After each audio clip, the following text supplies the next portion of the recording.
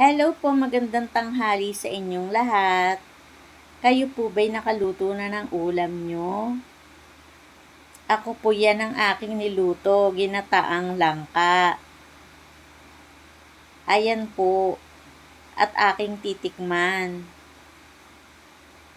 Kaluluto lang yan, kaya ang init-init pa. Ang sarap niyan. Bali, may nabili ko ng langka sa palengke. 70 ang kilo niya. Konti lang ang kailangan ko. Hindi naman sila nagbebenta ng 1/4. Kalahati kilo po ang nabili ko. Ayan siya. Tapos, sasamahan ko ng pritong galunggong. Una, pinakuluan ko muna yung langka. Ngayon, habang pinakukuluan ko ang langka, iprito muna natin tong galunggong. Ayan. Pagkatapos, igigisa ko na yung langka, bawang, sibuyas at bagoong.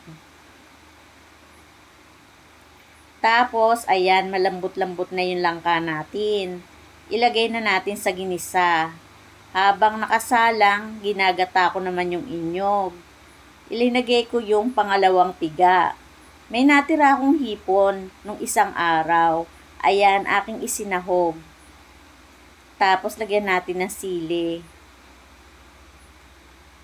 Mga ilang minuto, ilagay na natin yung unang gata, yung unang piga.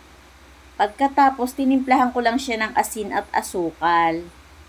Ayan, luto na po ang ating masarap na ginataang langka.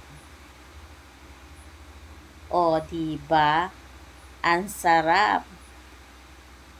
Itsura pa lang. Masarap na talaga. Ayan po yung naprito kong isda.